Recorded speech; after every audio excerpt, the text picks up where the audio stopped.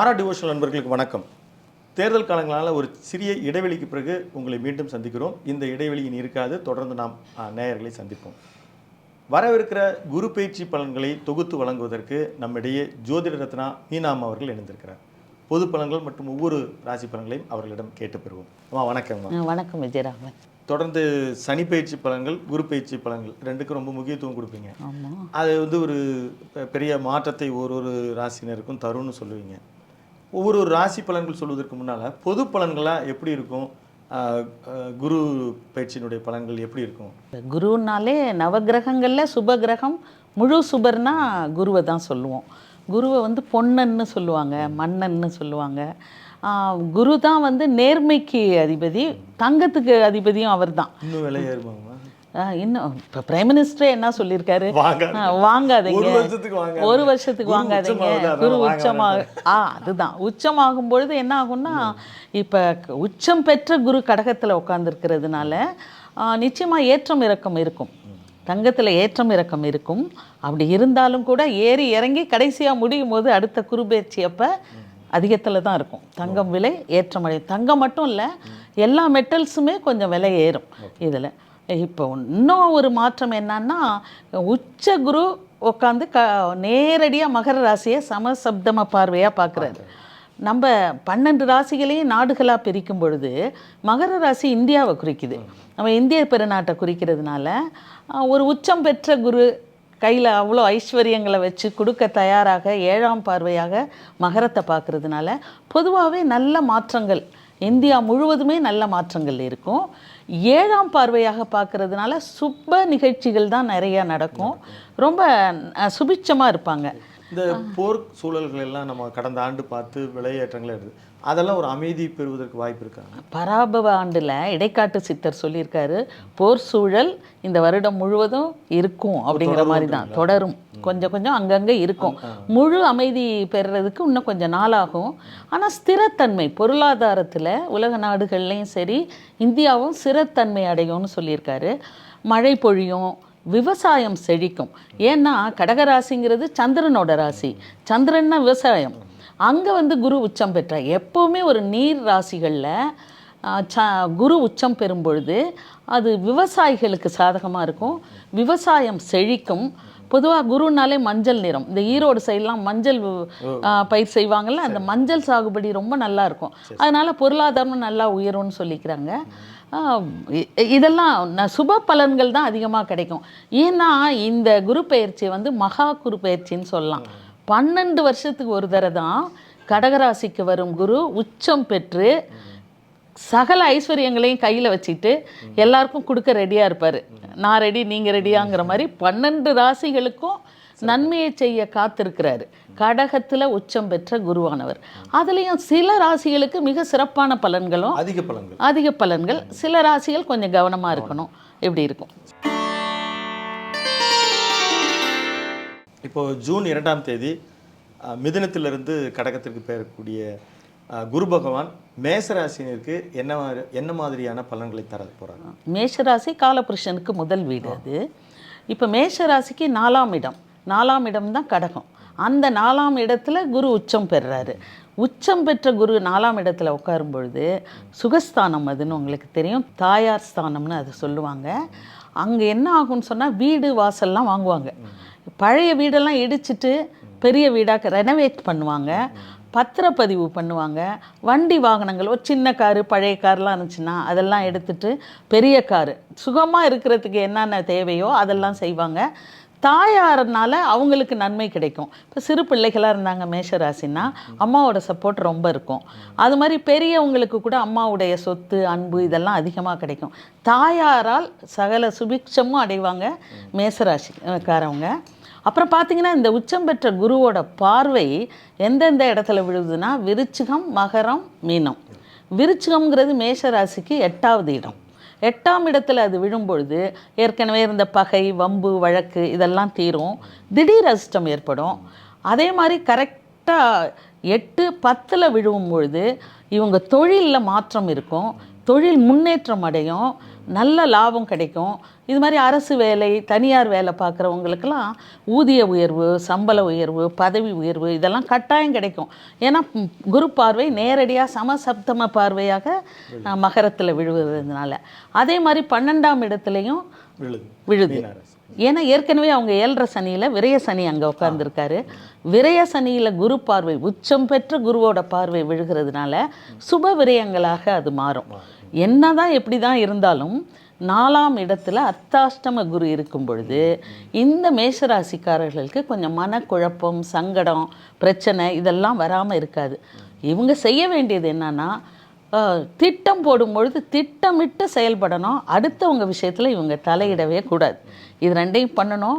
அதிசாரமாக குரு October மாதத்தில் சிம்மத்துக்கு போகிறாரு. அப்போ இந்த இடங்கள்லாம் மாறும்.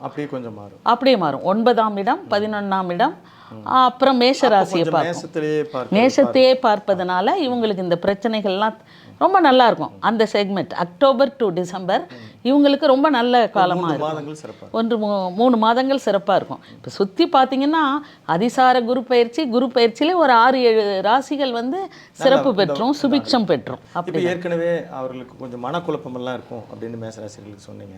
இந்த 8ஆம் இட பார்வை, அப்போ அதை சரி செய்வதற்கு அவங்க என்ன விதமான ஒரு எளிய பரிகாரம் என்ன செய்யலாம்? மேஷராசிக்காரவங்க முருகர் வழிபாடு தான் பண்ணணும். 4ஆம் இடம்ங்கிறதுனால இந்த படிக்கிற குழந்தைகளுக்கு நோட்டு புத்தகங்கள், எழுதுகோல், அந்த கல்விக்கு சம்மந்தப்பட்ட பொருள்களை வாங்கி அதை தானம் செய்கிறது அவங்களுக்கு ஒரு சிறந்த பரிகாரமாக அமையும். இந்த ஜூன் 2ஆம் தேதி பெறக்கூடிய குரு பகவான் ரிஷபராசிக்கு என்ன மாதிரியான பலன்கள் தருகிறார்? ரிஷபராசி ரொம்ப பாசமான ராசின்னு சொல்லுவாங்க. ஏன்னா நிலவு அங்கே தான் உச்சம் பெறுற ராசி. இவங்களுக்கு 2ஆம் ஸ்தானத்தில் குரு இருந்தார் இவ்வளோ நாள். 2ஆம் இடம்ங்கிறது தனம், குடும்பம், வாக்குஸ்தானம். 2ல் குரு இருக்கிறது ரொம்ப சிறப்பான அமைப்பு. இப்போ 3ஆம் இடத்துக்கு உச்சம் பெற்று 3ஆம் இடத்துக்கு போகிறாரு.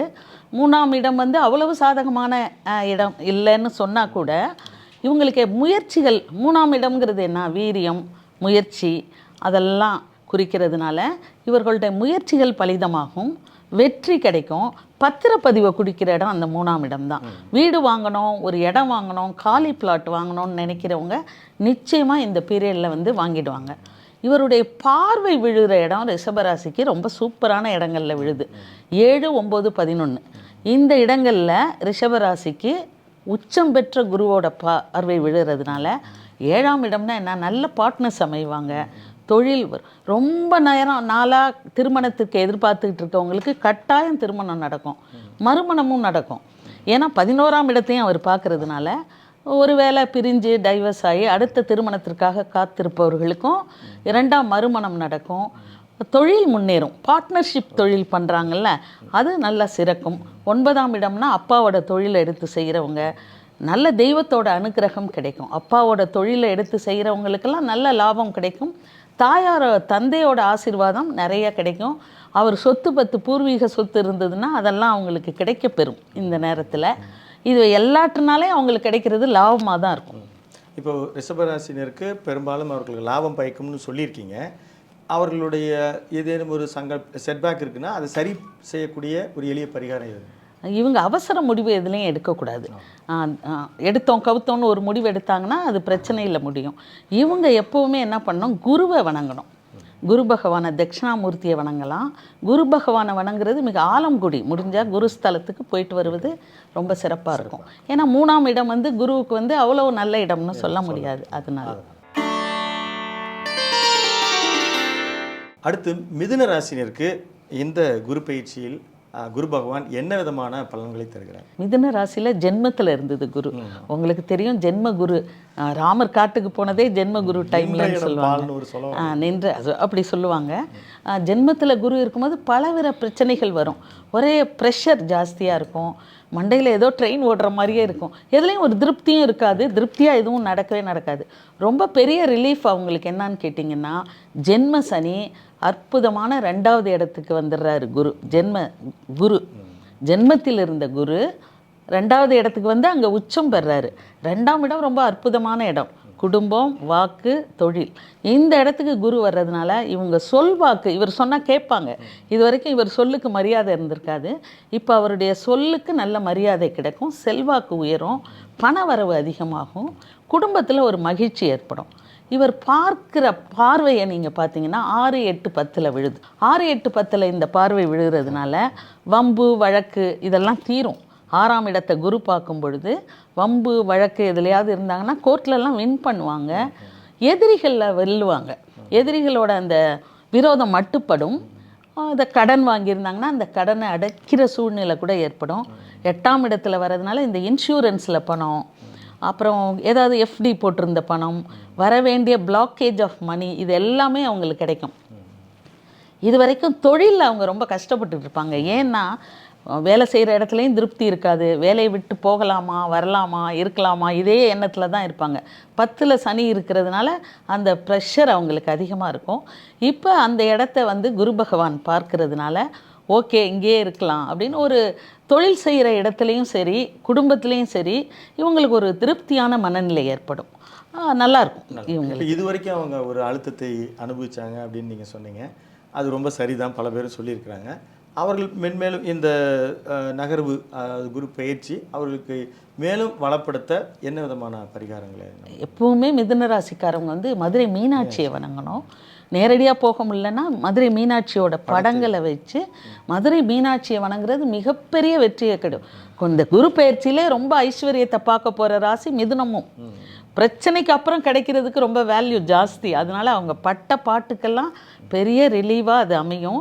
மதுரை மீனாட்சியை வணங்கணும், அம்மன் வழிபாடு பண்ணலாம். சரி, இந்த குரு பயிற்சி பலன்களில் கடகராசி, எனக்கு கடகராசி ரொம்ப நாளைக்கு அவர்கள் அஷ்டமச்சனியே அனுபவித்தாங்க. இப்போ அந்த உச்சம் பெற்று அந்த இடத்திற்கு வந்திருக்கிறதுனால இப்போ தான் பேசணும் நின்ற இடம் பால்னு, அவர்களுக்கு நல்லா இருக்குமா இல்லை கொஞ்சம் தான் நல்லா இருக்குமா? இப்போ கடகராசியில் குரு உச்சம் பெறுறாரு. கடகராசிக்காரவங்க 5-6 வருடமாகவே அவங்க பட்ட கஷ்டம். அஷ்டமத்தில் சனி இருந்துச்சு, 7ல் ராகு வந்துச்சு, 8ல் ராகு வந்துச்சு, அப்புறம் எல்லாமே முடிஞ்சு போச்சு நல்லா இருப்போம் அப்படின்னு நினைக்கும் போது 12ல் குரு உட்காந்துருந்துச்சு. குரு 12ல் மறைவது நல்லது கிடையாது, பண வரவில் தடை ஏற்படும். இப்போ நம்ம வந்து இந்த மாதிரி பார்க்க தேவையில்லை. நின்ற இடம் பாழ்னாலும் அவருடைய 9ஆம் அதிபதி குருங்கிறவர் மீன ராசியில் பார்க்கும்போது 9 6ம் உண்டு 9ம் உண்டு. பாக்யாதிபதிங்கும் போது நம்ம 6 எடுக்கக்கூடாது. நம்ம ஃப்ரெண்டு நமக்கு நல்லது தான் செய்வார். கடகராசிக்கு அவர் ஃப்ரெண்டுங்கிறதுனால அந்த நல்ல ஸ்தானத்தை தான் நம்ம கணக்கில் எடுக்கணும். பாக்யாதிபதி உச்சம் அடைகிறாரு கடகத்தில், அதனால சில நன்மைகள் நிறையா நடக்கும். கடகராசிக்கு நன்மைகள் நடக்கும். இருந்தாலும் ஜென்ம குரு வேலையை செய்யாமல் இருக்க மாட்டார். அந்த ப்ரெஷர் டென்ஷன்லாம் ஆனால் இது வரைக்கும் பாதிக்குமா இல்லை பொருளாதாரத்தை பாதிக்குமா? இஎன்டி ப்ராப்ளம் இருக்கும். இஎன்டி ப்ராப்ளம் இருக்கும். பொருளாதாரம் முதல்ல இருந்ததை விட இம்ப்ரூவ் ஆகும். 12ல் குரு இருப்பதை விட உச்சம் பெற்ற குரு ராசியில் உட்காரும் பொழுது பொருளாதாரம் கொஞ்சம், இவர் போட்ட திட்டம் அவர் நினைக்கிறது ஒன்றா இருக்கும், நடக்கிறது ஒன்றா இருக்கும். அந்த பிரச்சனைகள் அவருக்கு தொடர்ந்துக்கிட்டு இருக்கும். இருந்தாலும் அவருடைய பார்வை, குருவோட பார்வை மிக சிறப்பான இடங்களில் உழுது. 5, 7, 9 அந்த சனி இருக்கிற இடத்துலையும் போய் இந்த பார்வை விழுது. நேராக 7ஆம் இடம். கணவன் மனைவிக்குள்ளே சண்டை இருந்துச்சா, இல்லை ஒன்று பிரிஞ்சு இருக்கிறாங்க, இல்லை விவாகரத்துக்காக வெயிட் பண்ணுறாங்க, மறுமணத்துக்காக வெயிட் பண்ணுறாங்க, ஒரு பார்ட்னர்ஷிப்பில் தொழில் செய்யலான்னு நினச்சாங்கன்னா எல்லா கதவையுமே மூடிட மாட்டாங்க. கோள்கள் என்ன பண்ணும், பல கதவை மூடினாலும் சில கதவுகளை திறந்து தான் வச்சுருக்கோம். அதனால் 7ஆம் இடம் சிறப்பாக இருக்கும் அவங்களுக்கு. அந்த காரகத்துவம் முன்னேறும், அது சுபிட்சமாகும். அதனால் திருமணம் நடக்கும், குழந்தை பேர் கிடைக்கும். 5ஆம் இடம் இருக்கிறதுனால பிள்ளைங்க நல்லா படிப்பாங்க. இது வரைக்கும் படிக்க மாட்டேன், எனக்கு ஸ்கூல் பிடிக்கல, காலேஜ் பிடிக்கல, இந்த கோர்ஸ் பிடிக்கல அப்படியெல்லாம் சொல்கிற பிள்ளைங்க படிப்பு மேலே ஒரு இன்ட்ரெஸ்ட் வந்துடும். தொடர்ந்து படிப்பாங்க, மேற்படிப்பு படிப்பாங்க. 9ஆம் இடத்தை குரு பார்க்குறாரு. அங்கே ஏற்கனவே வந்து சனி இருக்கிறதுனால இது ரெண்டையும் பார்த்தீங்கன்னா திரிகோண அமைப்பு படும். சனியும் குருவும் திரிகோண அமைப்பு, அது மிகப்பெரிய பாக்கியம் அது. அதனால் கடகராசிக்கு தொந்தரவு வந்தாலும் அது எல்லாத்தையும் தாங்கி சமாளிக்கிறதுக்கு உரிய கிரக அமைப்புகள் இருக்கிறதுனால இவங்க வந்து கூட்டி கழித்து பார்த்தோன்னா இவங்களுக்கு நன்மைகள் அதிகமாக இருக்கும். மேலும் நன்மைகள் பெறுவதற்கு நீங்கள் சொல்லக்கூடிய எளிய பரிகாரம் என்ன? கடகராசினால சயனகோல பெருமாள், சயனகோல பெருமாள், ஸ்ரீரங்க பெருமாளை வணங்குனாங்கன்னா இந்த பிரச்சனைகள்லாம் ஈஸியாக போயிடும். எப்பவும் போல் இவங்க வந்து வீட்டிலையாவது வைத்து, ஸ்ரீரங்கம் போக முடியாது, வீட்டில் வச்சு வணங்கணும். அதுதான் அவர்களுக்கு. சிம்ம ராசிக்கான குரு பயிற்சி பலன்களை சொல்கிறீங்க. அவங்க ஏற்கனவே அஷ்டமத்தில் இருக்காங்க. எல்லாரும் ஒரு கவலையோடு சொல்கிறாங்க. ஏன்னா நிறைய அரசு தொடர்புடையவர்கள் எல்லாம் சிம்ம ராசி, சிம்ம லக்னத்தில் இருக்காங்க. அவர்களுக்கான குரு பயிற்சி பலன்கள் எப்படி இருக்குங்க? சிம்ம ராசி வந்து படாத பாடுபட்டுக்கிட்டு இருக்காங்க. அது வந்து மாற்றி மறைச்செல்லாம் சொல்கிறதுக்கு இல்லவே இல்லை.